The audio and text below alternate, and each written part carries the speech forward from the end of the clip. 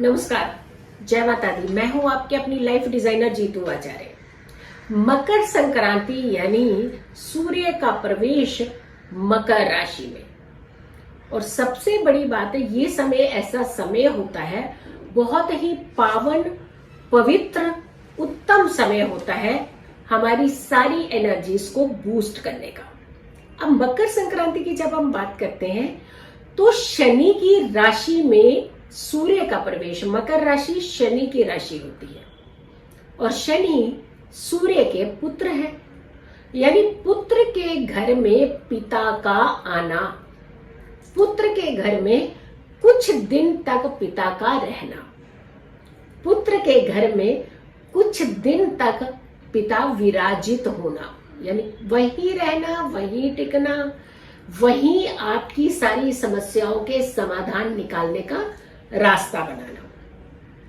एक तरफ मकर राशि में जब सूर्य प्रवेश करते हैं तो धीरे धीरे जो मौसम में बदलाव आता है वो आता है कि सर्दी धीरे धीरे स्टेप बाय स्टेप कम होने लगती है। दूसरी तरफ इस समय जप तप और दान का बड़ा महत्व बन जाता है, यानी सूर्य जब मकर राशि में प्रवेश करते हैं तो दान की महत्वता बहुत ज्यादा होती है इस समय, कि अगर हम दान करते हैं, स्नान किसी खास विधि से स्नान करते हैं, किसी खास समय का स्नान करते हैं, पवित्र नदियों के जल से स्नान करते हैं, तो हमारी देह की शुद्धि तो होती है, लेकिन साथ के साथ हमारी आंतरिक शुद्धि होती है, हमारे विचारों की शुद्धि होती है, हमारा मन शांत होता है, हमें बीमारियों से मुक्ति मिलती है, हमें हर कष्ट से निकलने का रास्ता मिलता है।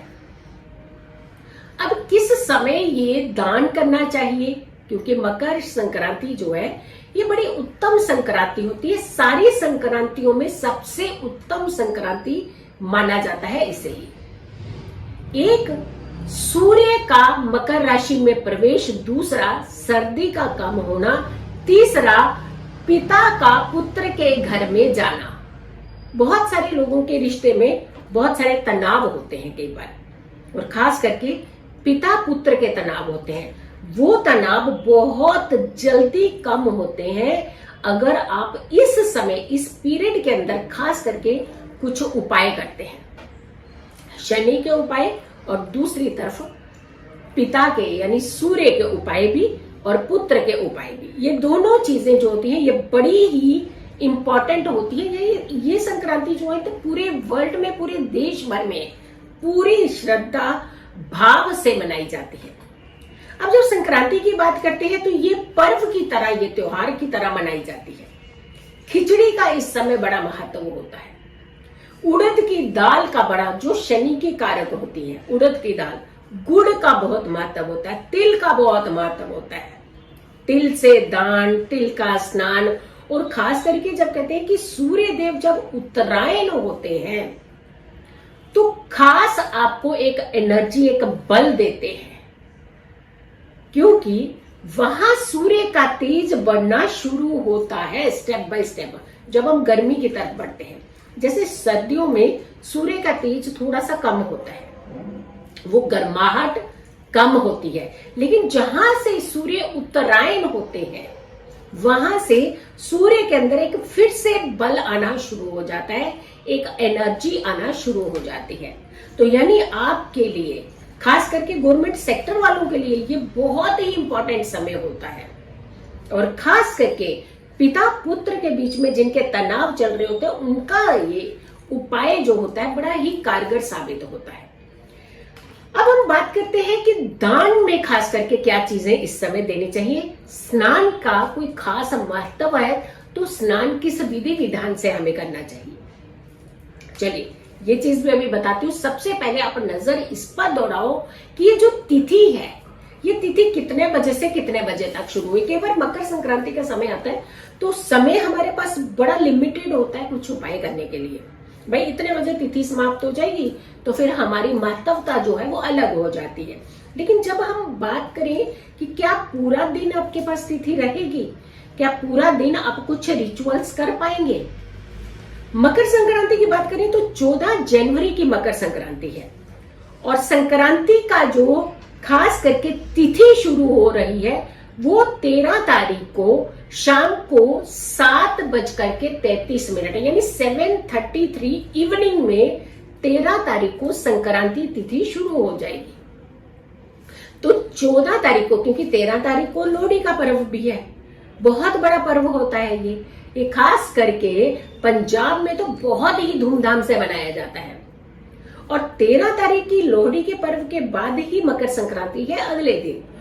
फिर आती है ये तिथि जो है 13 तारीख को 7:33 अगर शाम से शुरू होती है तो ये कितने बजे तक की है? ये 14 तारीख को 2:20 नहीं, 14 तारीख को रात के 10:20 तक की तिथि है। अब इस तिथि के अंदर ही आपने उपाय करना है। अब एक तिथि शाम को 7:33 पे जब शुरू हो रही है संक्रांति तिथि, और ये तिथि जाएगी रात को 10:20 तक, जो कि 14 तारीख तक जाएगी। यानी पूरा 14 तारीख का 14th का आपको पूरा दिन मिला, ये संक्रांति का दिन। अब ये जो संक्रांति का दिन है ये बड़ा महत्वपूर्ण दिन है, क्योंकि पूरी सुबह जब उदय होगा सूर्य, उस समय भी आपके पास संक्रांति तिथि है और रात तक की आपके पास संक्रांति तिथि है। यानी जो सूर्य का प्रवेश शनि में हुआ है, शनि की राशि में हुआ है, पुत्र के घर में हुआ है, तो ऐसे में उनके आने का सूर्य उदय के टाइम पे भी वही तिथि है, संक्रांति की ही तिथि है। और रात के संध्या के समय, जो कि हमेशा कहा जाता है जब हम शनि के उपाय की बात करते हैं तो हम संध्या को चूज करते हैं, शाम को सूर्य अस्त के बाद, यानी सूर्य अस्त के समय भी संक्रांति तिथि और सूर्य उदय के समय भी संक्रांति तिथि है। कंप्लीट दिन की संक्रांति तिथि है। सबसे पहले आपको एक चीज का ध्यान रखना है कि दान में कुछ चीजें जो होती है वो बहुत इंपॉर्टेंट होती है इस समय देना। अब हम बात करते हैं कि अभिजीत मुहूर्त है, इसी पीरियड के अंदर पूरे दिन में आपके पास कुछ अच्छे अच्छे मुहूर्त मिल रहे हैं, जहां आप बहुत अच्छे अच्छे काम, कुछ खास काम करना चाहते हैं, कुछ अच्छी चीजों को एक आगमन करना चाहते हैं, नई चीजें करना चाहते हैं, तो आपको कुछ सिलेक्टिव मुहूर्त को चूज करना है। जैसे अभिजीत मुहूर्त की बात करते हैं तो 11:45 लगभग इसके आसपास अभिजीत मुहूर्त शुरू हो जाएगा, जो कि 12:28 तक का रहने वाला है। यानी इस पीरियड के अंदर अगर आप कुछ खास काम करते हैं तो बहुत ही फायदा होने वाला है। अब इसके अलावा और मुहूर्त है, खास करके पुण्य का मुहूर्त कहते हैं ना, पुण्य काल। पुण्य काल जो होता है बड़ा इंपॉर्टेंट काल होता है, यानी इसके पीरियड के अंदर दान अगर देते हैं तो बड़ा उत्तम दान माना जाता है। इस पीरियड के अंदर अगर आप कुछ मंत्र जाप करते हैं तो उसकी एनर्जी बहुत ज्यादा, कई गुना ज्यादा आप तक पहुंचती है। अब पुण्य काल की अगर हम बात करते हैं तो ये काल जो शुरू होगा दोपहर को 2:42 से लेकर के 5:44 तक का, यानी ये जो टाइम है इस पीरियड के अंदर अगर आप दान करते हैं बहुत उत्तम माना जाएगा। इस पीरियड के अंदर अगर आप मंत्र जाप करते हैं, शनिदेव के मंत्रों के जाप करते हैं, आप शनि चालीसा पढ़ते हैं, सूर्य के मंत्रों के जाप करते हैं और आदित्य हृदय स्तोत्र का पाठ करते हैं, तो ये बड़ा उत्तम, बड़ा अच्छा रिजल्ट देने वाला समय होता है। अब ये जो लगभग 3 घंटे के आसपास का समय है ना, ये बड़ा चमत्कारी समय है, क्योंकि ये समय जो है ये आपको बड़ी एनर्जी बूस्ट करेगा, क्योंकि 2:42 के आसपास तो ये समय शुरू हो रहा है और लगभग 44 मिनट माने 5:44 तक ये समय रहने वाला है। तो बड़ा इंटरेस्टिंग समय हो सकता है आपके लिए, बहुत अच्छा फायदा देता हुआ समय हो सकता है। अब महापुण्य काल भी होता है इसके अंदर, मतलब उसके भी एक स्टेप अप। एक होता पुण्य काल, आपने अपनी एनर्जी को बहुत अच्छा किया, एक महापुण्य काल वो और भी ज्यादा एनर्जेटिक होता है। ये समय आपका दोपहर को 2:42 से ही शुरू हो रहा है, लेकिन थोड़ा पहले खत्म हो जाएगा, यानी 4:26 में ये कंप्लीट हो जाएगा समय। तो यानी अगर हम 5 बजे के बाद का ना, उससे पहले 424 से पहले ही अगर हम ये उपाय कर लेते हैं तो ये सोचिए इसका फायदा और भी ज्यादा बेटर हो सकता है, रादर देन कि आप उसको थोड़ा सा डिले करें। अब आती है बात कि हमें दान क्या क्या करना चाहिए, किन चीजों का दान करना चाहिए। इस समय आपको खिचड़ी बनानी चाहिए, खिचड़ी का दान करना चाहिए, यानी चावल के अंदर मिक्स करके अगर आप वो उड़द की दाल डालते हैं तो वो मिक्स करके आपको खिचड़ी दान करनी चाहिए और मंदिर में करनी चाहिए, जो कि आप सुबह भी कर सकते हैं क्योंकि सूर्य उदय पर भी संक्रांति तिथि ही है और उसके बाद भी पूरा दिन संक्रांति तिथि है। उसके अंदर कुछ अच्छे समय है जो आप चूज कर सकते हैं। जैसे कुछ आप नई चीज क्रिएट करना चाहते हैं तो उसे एक पेपर के ऊपर नोट करना शुरू कर दीजिए, वो बहुत अच्छा समय, बड़ा रिजल्ट देता हुआ समय होता है ये। और फिर साथ के साथ अगर क्या हम बात करते हैं कि दान में जैसे गुड़ दान कर सकते हो, तिल का दान कर सकते हो, इस समय खिचड़ी का दान भी कर सकते हो। वैसे तो आप कहते हैं कि बहुत सारे अन्न का दान कर सकते हो, कोई दिक्कत नहीं होती, अन्न जितना दान किया जाए वो उतना अच्छा माना जाता है। गेहूं का दान कर सकते हो और तिल के साथ साथ आप चावल का दान कर सकते हो, पूरे कच्चे अन्न का दान कर सकते हो। कच्चा अन्न ही इस समय दान किया जाता है। ऐसा नहीं है कि घर में कोई अगर पका हुआ अन्न कोई आपसे सहयोग मांगने आ जाए तो नहीं जी हमने पका हुआ नहीं, हमने कच्चा ही दान देना अन्न, ऐसा नहीं होता। मंदिर में दान कर सकते हैं, किसी जरूरतमंद व्यक्ति को दान कर सकते हैं, आप उनको दे सकते हैं, ये सहयोग कर सकते हैं। और साथ के साथ सूर्य मंत्र और शनि मंत्र के जाप जरूर करने हैं आपने।